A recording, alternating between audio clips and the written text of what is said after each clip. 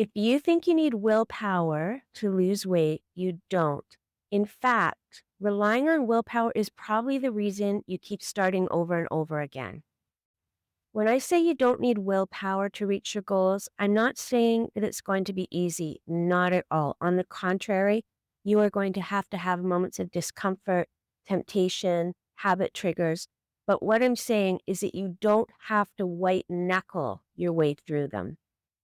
Instead, you can use planning and mindset tools that make it easier to follow through, even on days when you don't feel motivated. I've noticed something very interesting with my most successful clients, the ones that need very little encouragement from me. So they will come into my office and they often tell me that I have very strong willpower. And when I commit to something, I follow through. And those people, they do. They always follow through and reach their goal.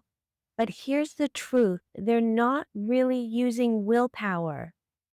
What they're actually saying is that they are the kind of person who does what they say they're going to do. And that's their superpower. They have built their identity around following through on their commitments. And for them, the pain of breaking that identity, of not showing up for themselves, is far greater than the discomfort of giving up their sugar or their comfort foods. So they're not just relying on discipline, they are leaning into a core belief about who they are. That's not willpower, that's self integrity, and it is stronger than any food craving.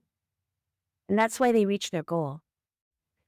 But what if you're like me and you don't identify as someone with strong willpower, at least not around food? You don't have that follow through. And actually, your follow through looks more like eating the whole thing and then going back for seconds. Well, don't worry. You can still learn to become that person. We can emulate them and have the same strong follow through. The first thing you need to do is you need to pick a plan that fits your lifestyle. Tell yourself that this is the correct plan for you and then commit to it. It's easy on the first day when that motivation is high, but you really have to rationalize with yourself why this diet is good for you.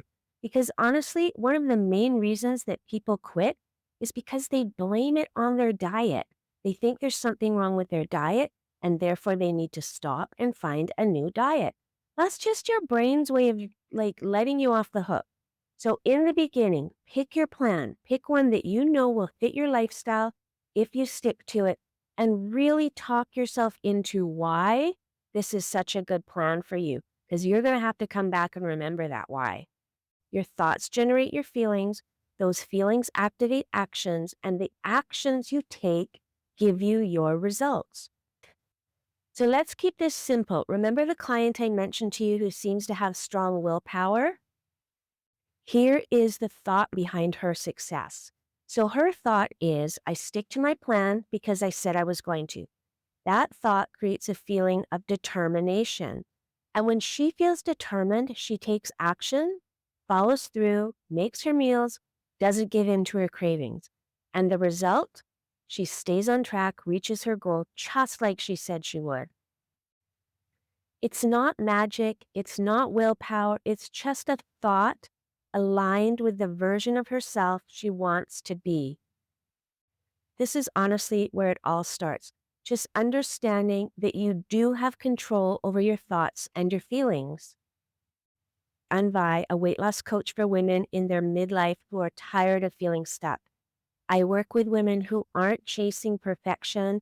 They're just trying to reach a healthier, more realistic weight so they can feel better, move easily, and age with strength and confidence.